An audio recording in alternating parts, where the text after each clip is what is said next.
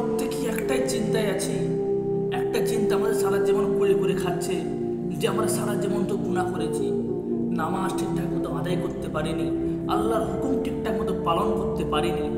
বন্ধুরা, আজকে আপনাদেরকে একটা ঘটনা যদি খুলে বলি, আপনারা প্রত্যেকে বুঝতে পারবেন আল্লাহ কতটা পরিমাণে দয়ালু, কতটা পরিমাণে করুণাময়। আল্লাহ তাআলা রব্বুল আলামিন একটা বান্দাকে কতটা ভালোবাসেন। বনী ইসরাইল জামানায়, মুসা আলাইহিস সালামের জামানায় একজন ব্যক্তি ছিল। ওই ব্যক্তিটা এমন কোনো গুনাহ নেই, যে এমন কোনো খারাপ কাজ নেই ওই ব্যক্তিটার দ্বারা হয়। ওই জামানায় যতগুলো গুনাহ ছিল, যতগুলো খারাপ কাজ ছিল, সমস্ত খারাপ কাজ, সমস্ত গুনাহ ওই ব্যক্তিটা করেছে। ওই ব্যক্তিটা যখন সমস্ত গুনাহে ভরপুর হয়ে যায়, গ্রামবাসীরা ওর উপরে রেগে যায়। ওর উপরে রেগে গ্রাম থেকে বিতাড়িত করে দেয়। ওই বেচারি মানুষ গ্রাম থেকে যখন তাকে বের করে দেওয়া হয়, কারণ বের করে দেবে তো, কারণ একটা মানুষ একটা গ্রামের মধ্যে সমস্ত রকম গুনাহ করে, সমস্ত রকম গুনাহ, এমন কোনো পাপ কাজ নেই যে সে ব্যক্তিটা করে। তাকে যখন গ্রাম থেকে যখন বের করে দেওয়া হয়, ওই ব্যক্তিটা কি করলো, একটা গভীর জঙ্গলে চলে গেল। গভীর জঙ্গলে গিয়ে ওখানে বসবাস করতে থাকে। একদিন ওই ব্যক্তিটা মারা গেল। মারা যাওয়ার পর মুসা আলাইহিস সালামকে আল্লাহ রব্বুল আলামিন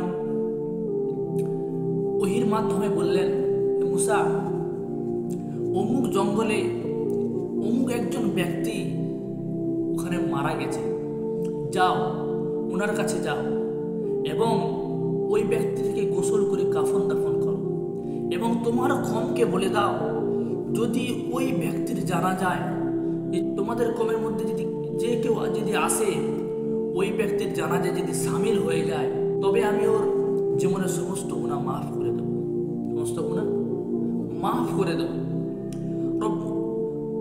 এই কথা শুনে মুসা আলাইহিস সালাম কি করলেন, ওনার কওমদের প্রত্যেক কাছে বলে দিলেন যে তোমরা অমুক জঙ্গলে চলো, অমুক জঙ্গলে এক আল্লাহর ওলির আছে, এই আল্লাহর ওলির জানাজায় যদি তোমরা যদি সামিল হয়ে যাও, আল্লাহ রব্বুল আলামিন ওয়াদা করেছেন তোমাদের পিছনে সমস্ত গুনাহগুলি মাফ করে দেবেন, পিছনে সমস্ত গুনাহগুলি মাফ করে দেবেন। এবার কি হলো, ওই মুসা আলাইহিস সালাম এবং ওনার কওম প্রত্যেককে নিয়ে যখন ওই ব্যক্তির কাছে যখন গভীর জঙ্গলে গিয়ে যখন হাজির হয়, হাজির হওয়ার পর যখন গিয়ে দেখে প্রত্যেকে চমকে যায়, তখন মুসা আলাইহিস সালামকে জিজ্ঞাসা করলেন ওর কওমের মানুষরা যে এ তো ওই ব্যক্তি, যে ব্যক্তিকে আমরা গ্রাম থেকে তাড়িয়ে দিয়েছিলাম, যে ব্যক্তিটা গুনাহ এত পরিমাণে গুনাহ করেছে, এত জঘন্য জঘন্য পাপ করেছে, এই জন্য আমরা তাকে গ্রাম থেকে বের করে দিয়েছিলাম। ওই ব্যক্তিটা কি করে জান্নাতি হতে পারে, বা আল্লাহ তাআলাকে কিভাবে এই ওয়াদা এই ব্যক্তির জন্য কি জন্য করলেন?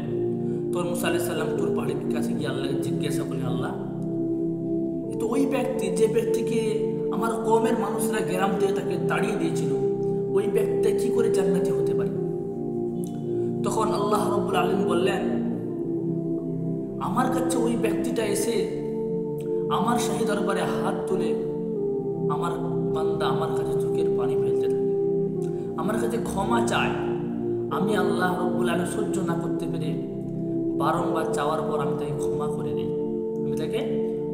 করে দিই, এবার বলুন, একটা মানুষ সারা জীবন গুনার মধ্যে ডুবে থাকলো, শেষ সময়ে সে আল্লাহর কাছে হাত তুলে আল্লাহর কাছে ক্ষমা চেয়েছে, আল্লাহ তাআলা জীবনের সমস্ত গুনাহ মাফ করে দিলেন।